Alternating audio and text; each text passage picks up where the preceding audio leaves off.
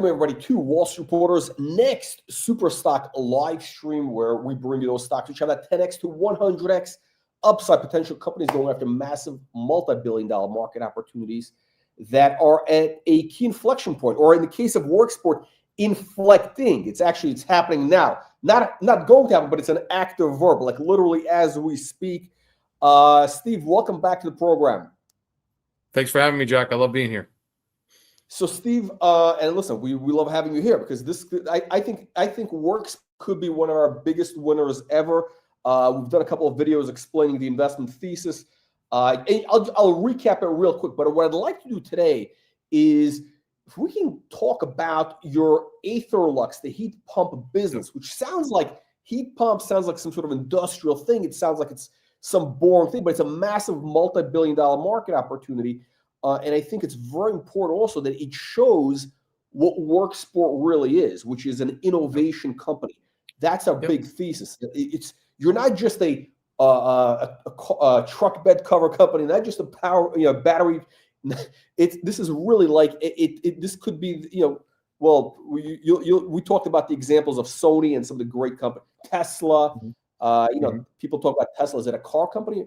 Or is it going to be a robot company now, right? So energy company, yeah. Exactly.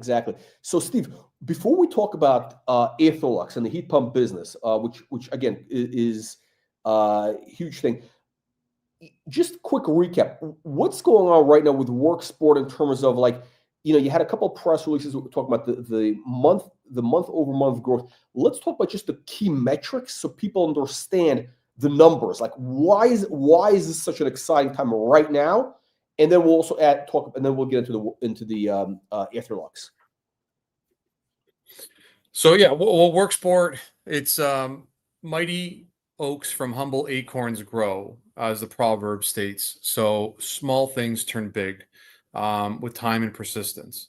Worksport is rooted in automotive. We manufacture right here in America folding tonneau covers for pickup trucks. That's our acorn. We just really started this year, and our sales are on track to be about $20 million from $8 million last year.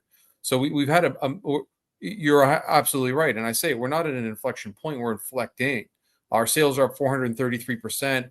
We have an addressable dealer market, brick and mortar dealer market of 17,000 dealers in the United States alone. And we've recently been able to obtain 600 of those dealers. And just with 600, with 16,400 left to go, we've been able to see 400% increase, while we've been able to see significant increase in our margins of profit. So it's showing the economies we're scaling, and we're also showing the economies of scale underlying in that we're able to, in a very difficult market with geopolitical issues and inflation and all these types of things, we're able to make more money on more sales, it's a miracle. A lot of businesses raise sales, margins go down. In our case, we're able to exponentially increase sales and exponentially increase profit margins too, which is no easy feat. Yeah, no, it's incredible. But I want to reiterate. So I think what investors, which I'm trying to repeat this over and over because it's a big deal. I don't think people realize how big of a deal it is. You have right now this flywheel happening where you have the sales are going up. You got the dealer network it went from zero, which was, I think, at the start of the year in January, to 600K, right? Basically from 0 to 600 plus. And then you have another 16,000 to go. So you've just started, and these guys are reordering. Can you explain why it's a big deal? You mentioned it last time. People need to understand that it's not just signing up a dealer. Oh, they're excited. Everybody gets excited. But what's exciting is when they start reordering on a regular basis. Tell us about, because that tells us what the real market take-up is. Well, so let's define dealers as professionals. Professionals are their career at selling truck accessories, or professional contractors that are careers at building houses. And when you're a professional, when you're in the pros, you're only going to do what's good for your business. You're only going to sell you're only going to build a house with good lumber to make it easier for you, right? In my metaphor with Worksport, with us being able to get it dealers, it's easy enough. It's not easy, but it's reasonable to have a dealer try our product. But once a dealer who's a pro picks up your product and then continues to sell and ramps that sale up, it's really, once that's a validation from the pro market, and the pro installers, these Main Street America businesses are putting their money where their mouth is, saying this is good enough for us to put it front row center in the middle of our showroom to put our brand behind it. So now other brands are backing Worksport, multi-store brands. There's stores that have 60, there's businesses that we have that have 60, 70, 80, 100. One of them has 120 stores across America. That they're their own pretty big brand, and they're getting behind Worksport, saying we're not only is this work for us, but it's a good enough product for us to put our name behind it as well. So now we have dealers that are really getting behind Worksport, and it's only making the flywheel bigger and better for us. Yeah. And then of course you get the new products. You get I always keep getting it wrong. The battery, the solar, the battery Solus and Core. Yeah.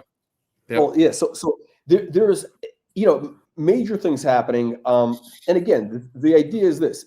You went from what is it, $8 million to a $20 million run rate. You've mentioned that this year, in the next 6-12 months, you're going to hit $100 million run rate. So we're talking about $8 million, $8 million a month in revenues. And that would mean that the stock could be valued at, the company could be valued at 5x revenues. That's not unreasonable for a growing company, especially when you have this massive upside growth story. So, and again, you do the math, and you're talking about potentially a 20x upside in the stock. But it gets even better, because inside the company you have a business that nobody has paid attention to, which could be a massive business worth many, many times more than the current valuation right now, which is Aetherlux. That's the heat pump business. Maybe I have the website up there, so maybe we could bring it up, and explain to people exactly what it is, because I don't think they understand it. It's kind of like Tesla, where people are saying, is it a car company? Is it an AI company? Or now is it a robot company? And again, Elon Musk has said the robots, listen, in 5 years, the robots could be bigger than the car business, right? It's just like you keep using the story of, you're following the model of some of the great companies, whether it was, you talk about Sony. They start off with making a rice cooker. That was the first product. It was a rice cooker. Then they went on to all these consumer electronics, multi-billion-dollar company. I think Honda or Toyota started with sewing machines or bicycles, then the cars, planes, everything. And you're basically, Worksport really is an innovation company. It's not a truck accessories company. It's really an innovation company. This is, and I think when people understand what you're doing with Ether, I think that's going to, more people into the stock. Yeah. So I mean, we formed a subsidiary called Terravis Energy, and its main initiatives, its main endeavor function is to seek out new high growth opportunities. And we become fixated on HVAC, home heating and cooling, because one thing that exists in almost every part of the world, no matter where you go, is heating and cooling, climate control for businesses, for homes, for apartments, hotels. I mean, it's everywhere. So a heat pump is an air conditioner, in essence. An air conditioner turns hot air into cold air. Most houses have an air conditioner, turns hot air into cold air, and it's in essence a heat pump. What our heat pumps are, or what traditional heat pumps are, is they go backwards sometimes. So when they're run normally, they turn hot air into cold air with refrigerant. So it's hot outside, it cools your house inside. That's an air conditioner, right? But what a heat pump can do is it runs in reverse, and it can turn cold air into hot air inside. So a lot of houses in the world, forget about North America alone, they don't have access to natural gas. They have to use propane, or still oil is a big deal. Burning oil, which is becoming expensive. It's a little dangerous. You have thousands of liters of oil on your property. So there's this need for energy-driven HVAC products for homes, for homes and commercial around the world. The market's hundreds of billions of dollars globally. The problem is, so we set out to do better because there was a problem. There's a pain point with heat pumps, and heat pumps, they fail to produce heat in around -20, right? And a lot of the U.S. and a lot of the world, just when you need it, it's just when you need it. So at around -20, around -21, they actually freeze up. If anyone Googles a picture of a frozen heat pump, they actually turn into an ice box. They produce condensation, and the condensation turns them into an ice box, and then the unit itself has to do this defrost cycle, and your house isn't basically getting heat for an hour or 30 minutes, and the temperature's dropping. There's a problem. So what we've done is we've got this breakthrough that we've dubbed AetherLux Pro, and the AetherLux Pro is the world's first heat pump that is able to produce heat in -55, -56. And so now it's a revolutionary product that we're on the cusp of getting into pre-production and getting ready to produce. That'll solve a massive problem in what is a massive business. So we have this subsidiary to Worksport. So Worksport's inflecting, it's growing, and we're learning how to bring products to market and how to grow those. And with all of that knowledge, we're going to apply the same that we've learned into AetherLux to get that product to market, but a much bigger market. The tonneau cover market is about $3 to $5 billion in the U.S. The heat pump market is 10 or 20 times that size. And the biggest problem, the reason why there isn't bigger adoption of heat pumps, is because they don't produce heat in the climates that we need. A lot of northern United States, Alaska, a lot of northern South America, so like mountainous South America, Argentina, Chile, Northern Europe, they have massive, the -25, -30 is very common. So this heat pump is something that's much needed, and we think that there's going to be a massive market opportunity for us as a subsidiary to Worksport. So it's a part of Worksport that's already growing. So it's growth within growth, and we really are an innovation and technology company. With our battery and energy products, we're also an energy company. So we do span a larger gamut. But from the humble acorn grew the mighty oak, and we've started, of course, with automotive. We're rooted in automotive, and that's where we're finding a lot of growth today. Yeah, no, again, some of the greatest companies in the U.S. worldwide, they start off with one product. I mean, like we're talking about like Honeywell. There's thousands of these companies which are major, multi-billion-dollar industrial companies. They start off with one product and they go on and on. I think it was ADT. There's a whole bunch of it. Right? It's like in Japan, it's a big model. Okay, here's what's exciting, I think, for investors is the AetherLux. This potentially is a multi-billion-dollar market opportunity. That's getting zero value right now in the stock. In other words, none of your investors, none of your shareholders, I don't think they understand that. I don't think they care about it. So basically, when somebody's buying Worksport, they're getting this potential massive multi-billion-dollar business, essentially for free, because that is getting zero value right now.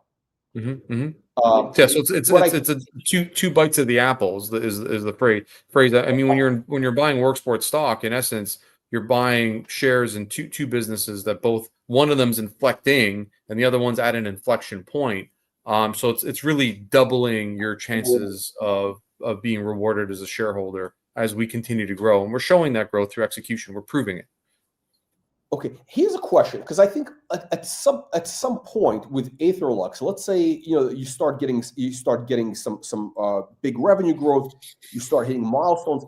Is there a possibility that could be a spin-off? Like you might spin that off as a separate company, so shareholders would get that as a dividend? And is that a possibility, or is that too early to talk about?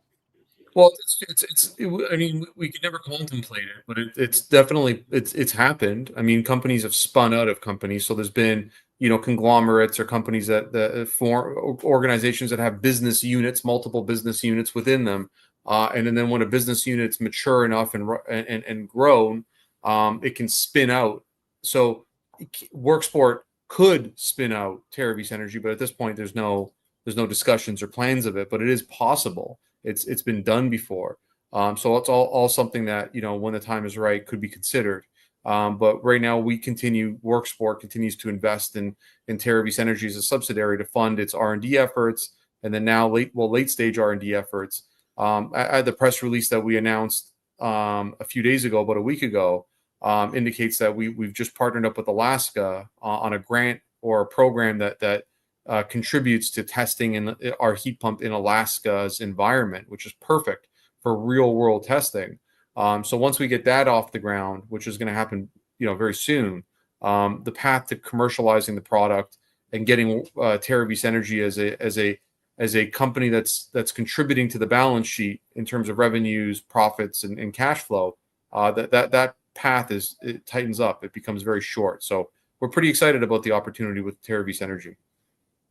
What upcoming milestones do you have for the heat pump business or for Terravis? When is this actually going to enter commercialization? Like, what's next?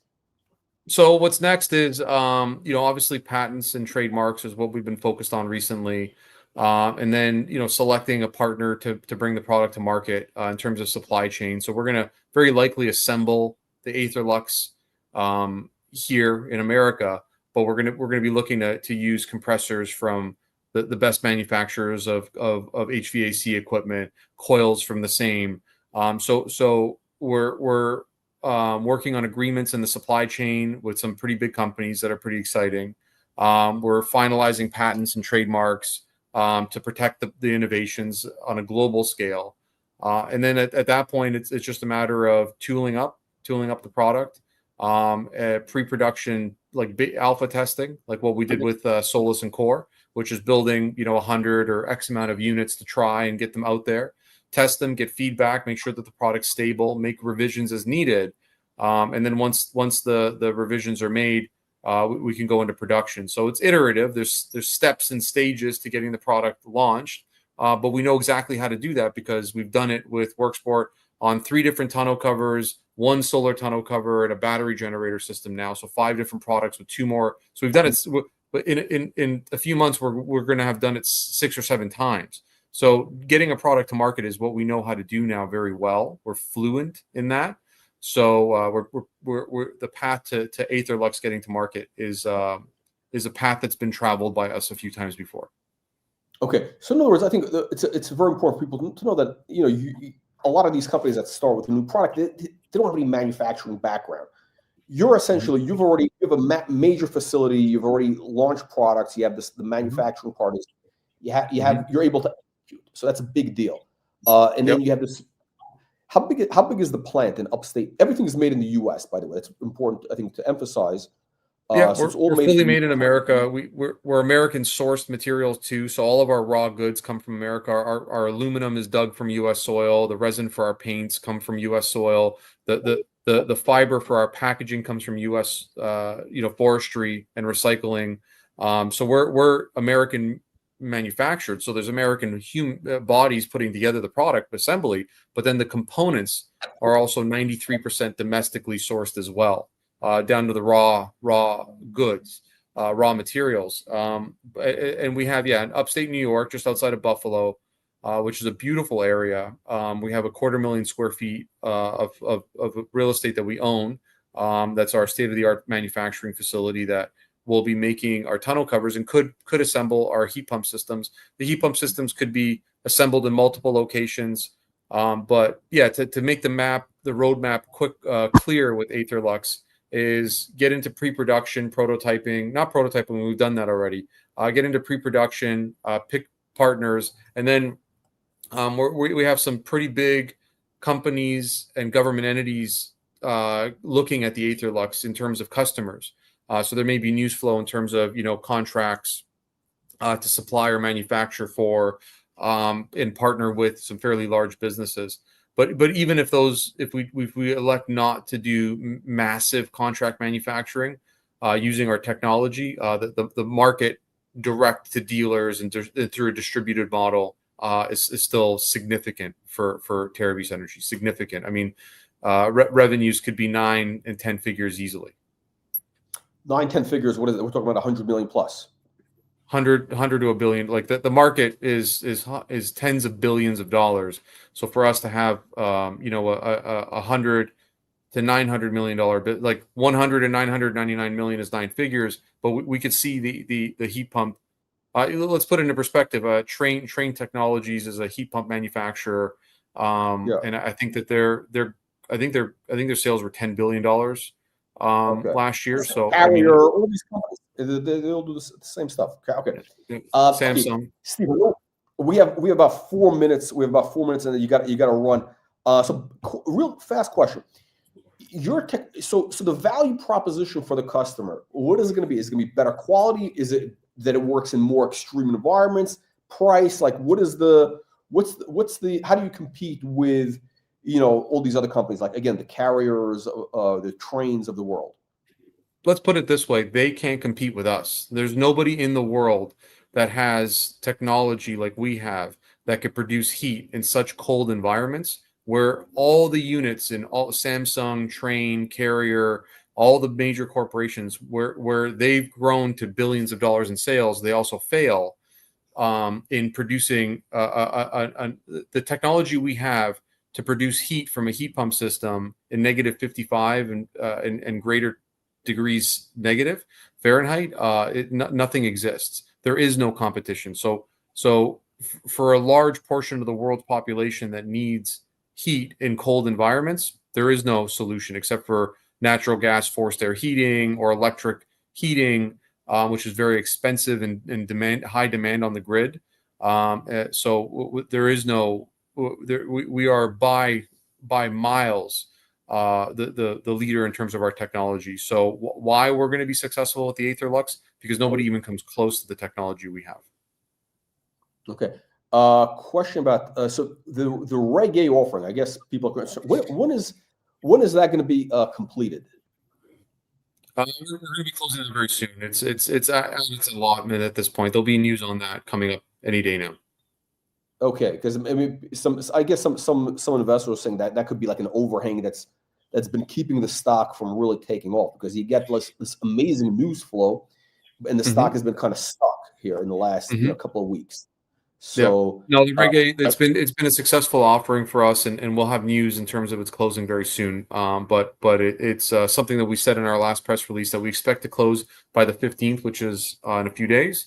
And we're everything's still on track, give or take. Okay, excellent.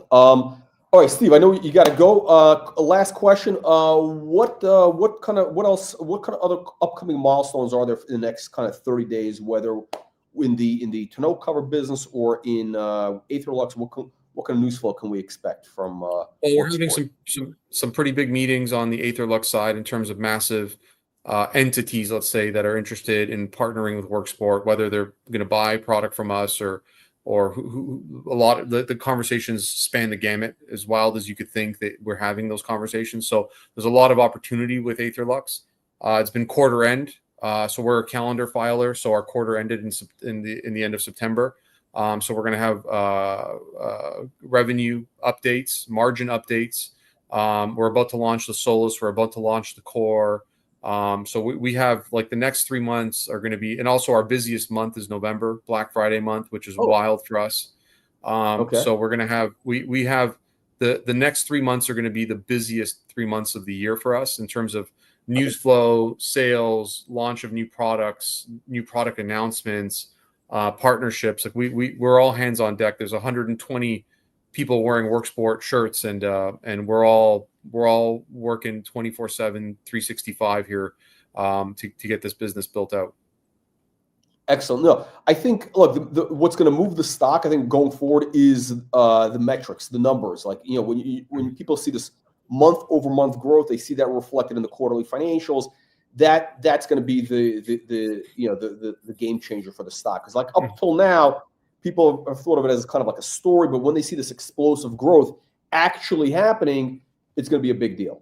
So, Steve, I know you got to hop. So thank you again, and we'll catch up with you in about a week or so. Excellent. Thank you, everyone. Thanks for having me. Thank you again.